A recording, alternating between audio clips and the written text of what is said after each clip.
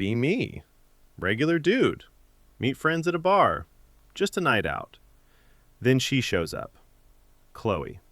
Pretty, confident, laughs at my jokes. Like warmth is a tool and she knows how to use it. 10 minutes in, she hits me with, "You're different." Should have triggered my suspicion. Brain instead, "Nice, compliment." She asks for my number before I even offer. Texts me the same night. "Are you free Friday? There's a thing." I ask, "What thing?" "A party. My friends. You'll like it." I say yes. Friday arrives. She's already outside the venue waiting, dressed like she expects photographers. I half joke, "Wow, you look like you're about to win an award." She smiles. "I might." We walk in, and immediately something feels off.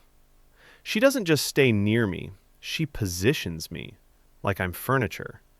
Guides us toward the center of the room, toward clusters of people, toward the spots where attention naturally lands. Every few minutes she glances across the room, like she's checking if someone's watching. I lean in. "You looking for someone?" Her smile doesn't change. "No, just enjoying the vibe." But her eyes keep scanning, like a hunter. She acts like we've been dating for months, in public. Holds my hand, leans into my shoulder, laughs loudly at everything I say, calls me babe twice, specifically when certain people are nearby. Then we're alone at the bar, and her energy drops. I try to keep it normal. "So, tell me more about you." She blinks like she didn't expect the question. "Oh, I work in marketing." I ask what she likes doing. She shrugs. "Stuff." I just stare. Then her phone buzzes, and her face sharpens instantly. She looks across the room. Her hand tightens on mine. Then she leans in and kisses my cheek. I turn my head. "What was that for?" She smiles. "Because I felt like it." But she isn't looking at me. She's looking past me. Later, my friend texts, "Oliver, are you on a date or are you being auditioned?" I stare at the message way too long because it feels uncomfortably accurate. Meet Ethan without an introduction because Chloe reacts before he even speaks. He walks in, tall, smug. Chloe stiffens beside me, then turns sweet as sugar. Loudly, "Anon, come here!" Loops her arm through mine, pulls me closer, presses against my side like she's staking a claim. Ethan's eyes flick to me, then to Chloe. His smile tightens. "Well," he says, "look at you." Chloe smiles back, sharp. "Look at me." The air between them feels like a wire pulled tight. Ethan looks at me. "And you are?"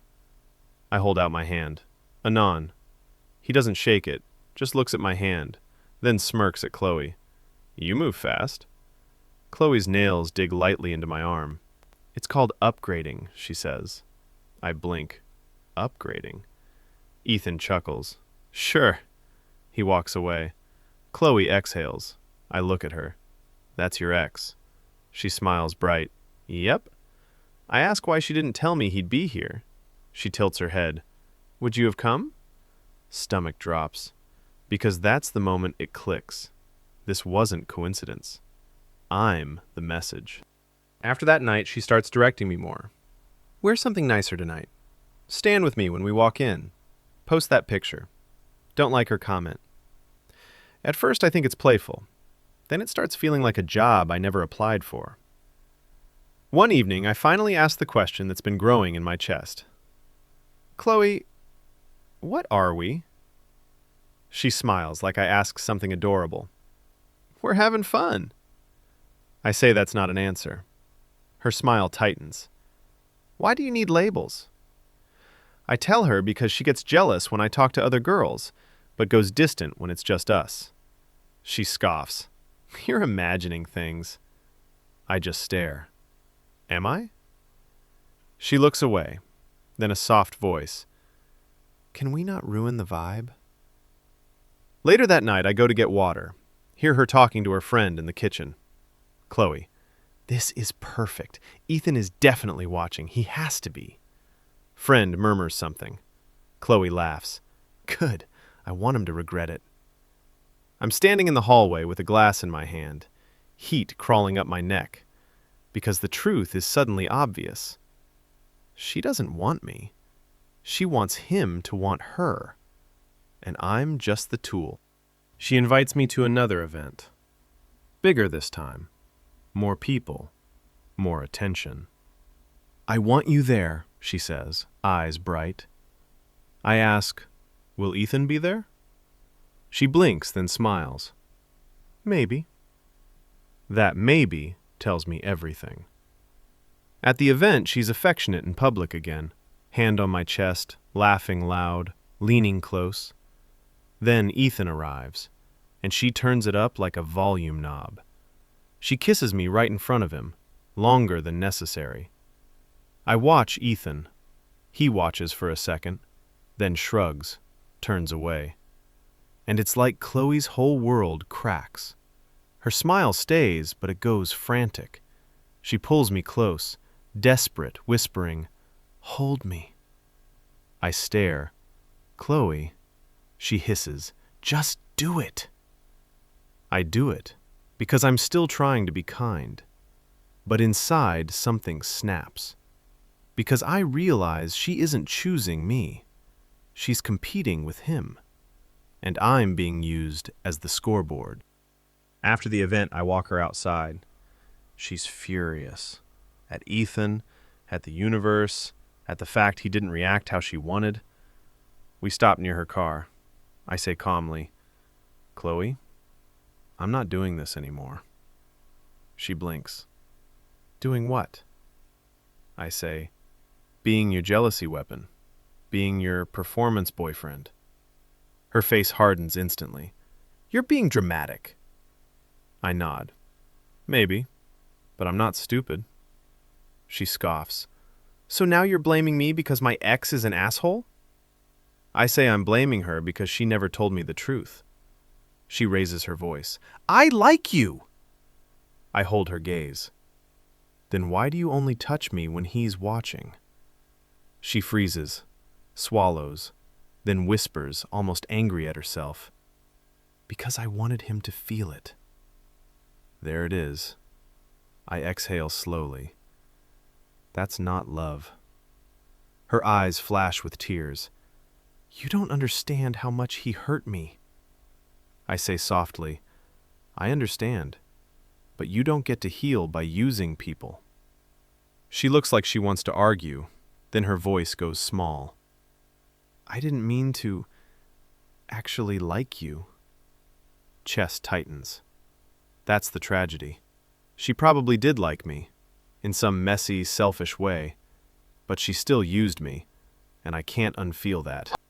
Next day, end it without drama. One clean sentence. "I'm done, Chloe." She tries every tactic. Anger first. "You're abandoning me." Then softness. "I'm sorry." Then bargaining. "I'll stop talking to him. I'll focus on you." I just look at her. "You're not focusing on me," I say quietly. "You're focusing on not losing." Her face tightens. "I didn't think you'd leave," she admits. I nod. That's the problem. Later, Ethan messages me. "Thanks for babysitting. She always needs attention." I stare at it for a long time, then delete it. No response. Because I'm not auditioning for their story anymore. That night, Chloe texts. "You didn't deserve that. I used you. I'm sorry." It feels real. It also feels late. And for the first time, I don't crave closure. I crave peace. After Chloe, I get my life back. Go to the gym more. Sleep better. Stop checking my phone like someone might demand I perform. Hang out with friends without feeling like I have to prove anything. Slowly, my brain stops associating love with tension. A month later.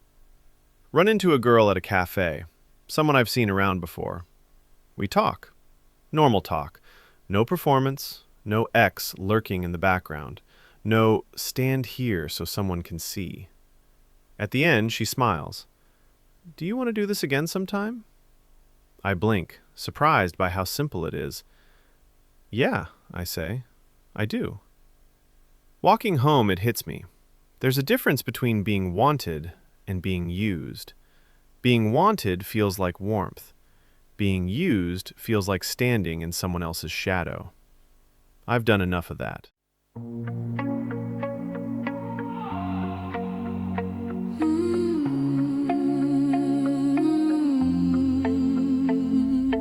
Met her in a bar on a regular night. Pretty like a warning, smile cut just right. At 10 minutes in, she said, you're different. I should have heard the trap in it. Friday came, she was outside the door, dressed like she expected cameras for sure. We walked in and she moved me around like she knew exactly where attention lands. Every laugh got louder when certain people came near.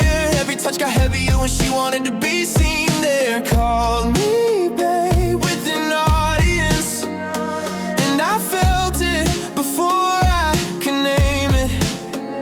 Then my friend texted me, are you on a date or get an audition? God, I should've walked away. I was never the guy, I was the message. Never really yours, just part of the method. You didn't know me close, you held me where you'd see. I was your proof, your weapon, your almost victory. You wanted him to want you, wanted me for the effect that isn't love, Chloe. That's just collateral justice, sex. I was never the guy, I was the message. And I'm done being used to decorate your vengeance. Met Ethan with a smile too sharp. He looked at me like I was rented charm. You locked your hand around my arm, said it's called upgrade and play the part. After that you gave directions out, wear something nice standing when we walk in now. Post that picture, don't like your comment. Felt like a job with no paycheck on it. When I asked you what we were, you smiled like I was sweet and dumb. Said we're having fun, but fun doesn't feel this numb. Then I heard you in the kitchen saying this is perfect. He's watching now, and every soft thing you given me turned cheap somehow. I was never the guy, I was the message. Never really yours, just part of the method. You didn't know me close, you held me where he'd see. I was your proof, your weapon, your almost victory. You wanted him to want you, wanted me for the effect that isn't love, Chloe. That's just collateral justice, sex. I was never the guy, I was the message. And now I'm done being used to decorate. Outside your car, street lights, crack mascara. You said I like you like that, fix the damage. And maybe you did in your broken, selfish way. But liking me while using me still breaks the same. You said you don't understand how much he hurt me. Maybe not, but pain don't give you permission to turn people into strategy. I was never the guy, I was the message, till I chose myself and left the wreckage. Now your name's just noise, not a hand around my throat. And peace feels better than being somebody's almost you. Wanted him to want you, I wanted something real. Funny how the cling goodbye was the first honest thing I felt. I was never the guy, I was the message. Now I'm walking out of your shadow and back into my own direction.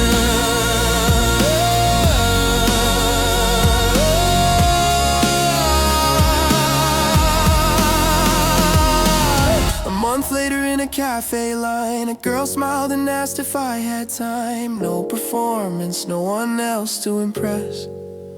That's how I learned. Wanted feels warm, use just feels like emptiness.